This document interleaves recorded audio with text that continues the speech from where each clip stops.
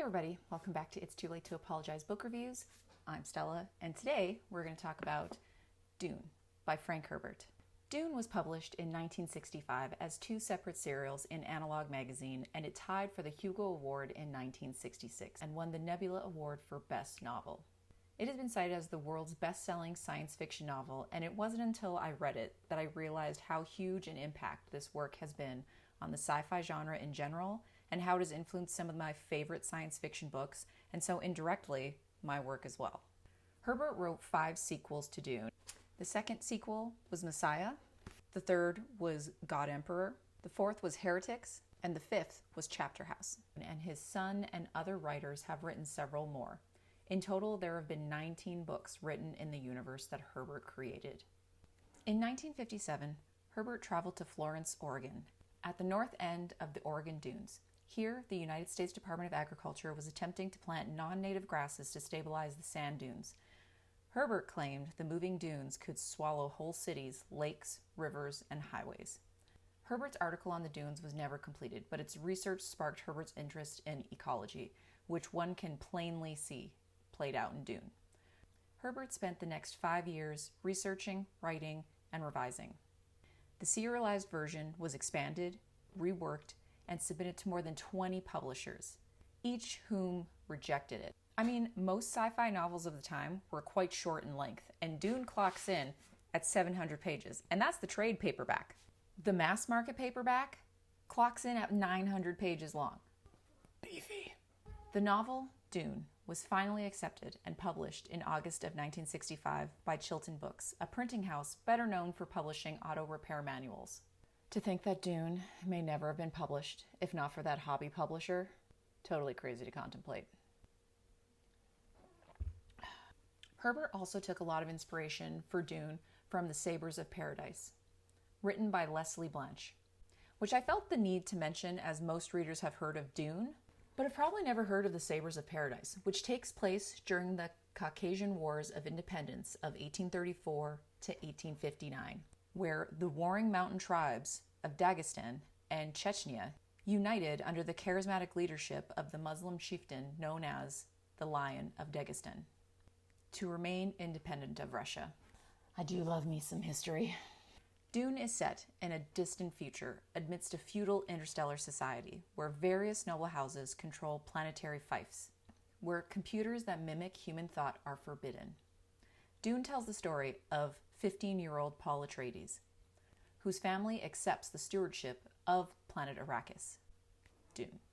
While the planet is an inhospitable and sparsely populated desert wasteland, it is the only source of melange, or spice, a drug that extends life, makes space navigation possible, and enhances mental abilities.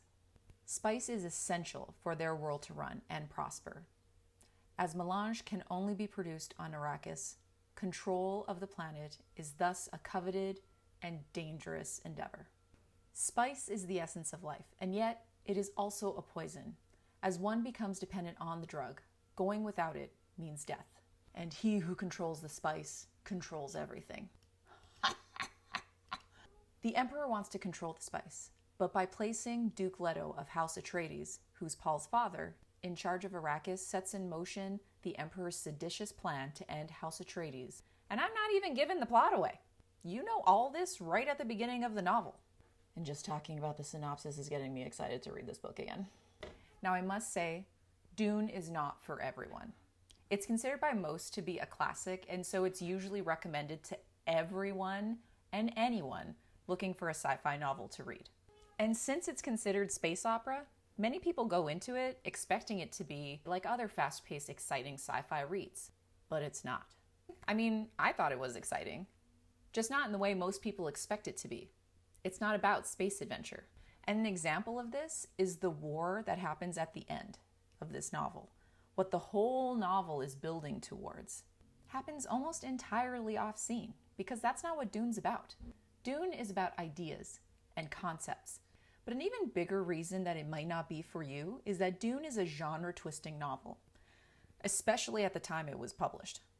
It's a science fiction novel with a literary fiction overlay.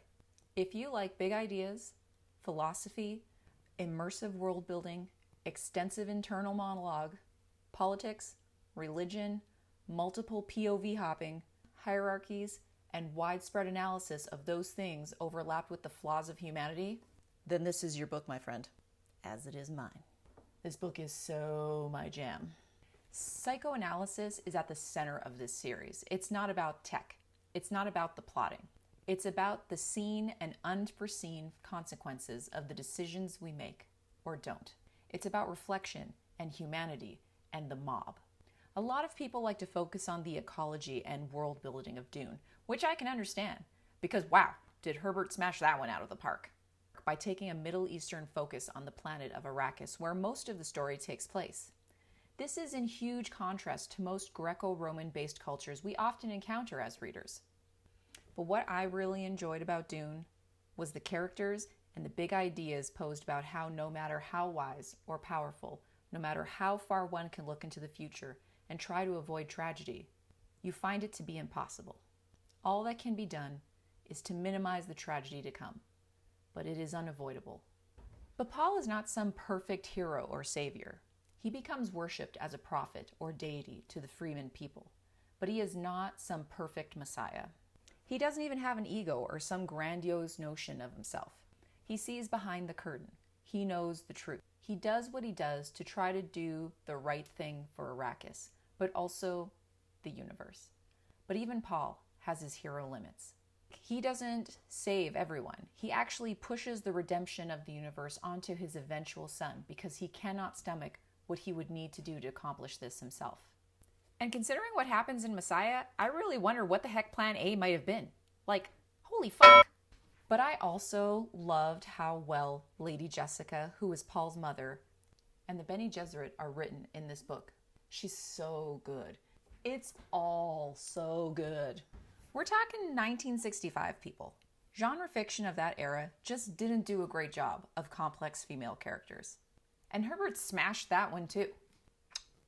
Now, what I will say is that Herbert does not waste his time explaining this world to the reader. He just throws you into the deep end on page 1 and expects you to either tread water until you can doggy paddle over to the shallow end of the pool where understanding awaits you, or drown. It's one of two of those things that are going to happen. There are no paragraphs of info dump to explain this layered world to the reader. One has to do the detective work of piecing together through conjecture, conversations, and through Paul as he learns about the Fremen people and the situation he finds himself in. And I happen to love that.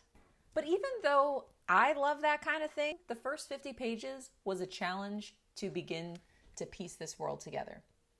That being said, I went into reading Dune having no idea what to expect.